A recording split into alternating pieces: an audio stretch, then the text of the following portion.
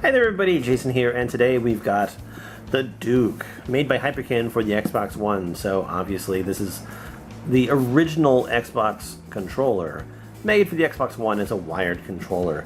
So the neat thing about this one is that all the buttons are mapped in the same way. It's added a couple extra buttons, plus the functionality for the chat headset with a 3.5mm headphone jack.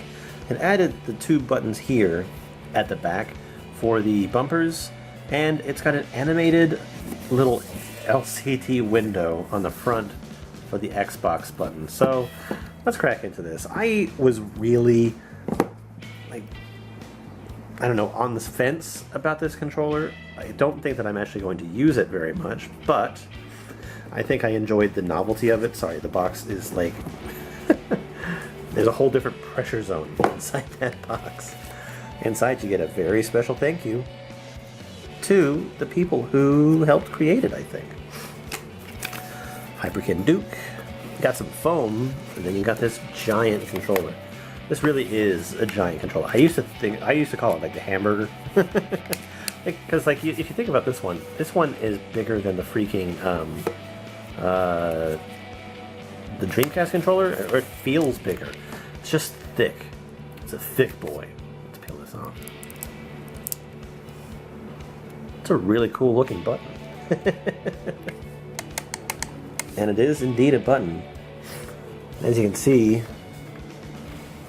that's the screen in the back there. So we'll see how that looks soon. But you got your plug for the cable, L&R, and your bumpers, which feel very squishy. I don't like those. Triggers feel fine. The thumbsticks feel fine. I don't necessarily like the sort of dome shape of them.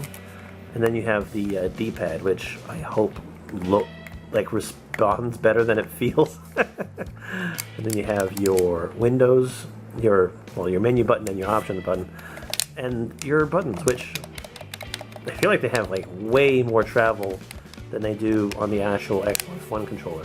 And it doesn't feel bad, but like using these buttons here it's kind of extra, to be quite honest. And these buttons are actually mapped, and I believe that when you use it with an original Xbox game, everything should work perfectly.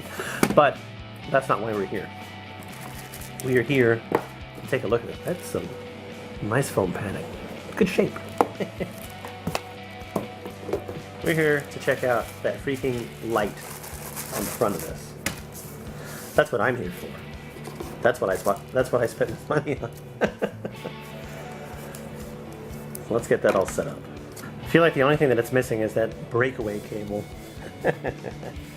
Alright, so let's plug it in, see what happens.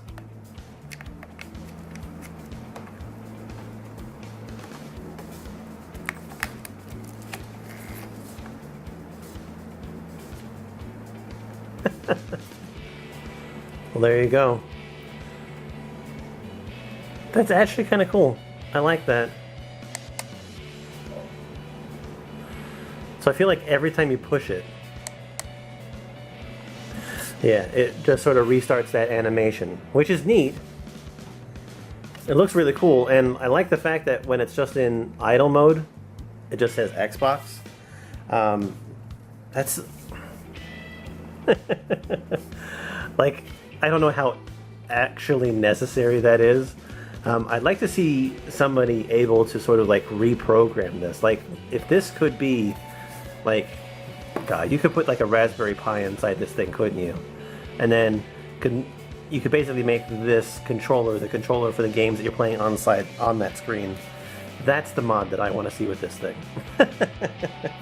Anyway, aside from the way that it looks and feels, I mean, it is very nostalgia based, but honestly, when it came to the original Xbox, I preferred the smaller controllers that they put out. Those things were great. Obviously, the Xbox 360 controller went better, and then the Xbox One controller made it even better than that.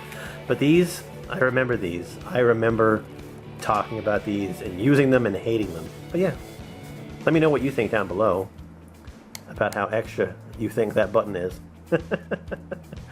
Hey, we'll talk to you guys later. Bye-bye.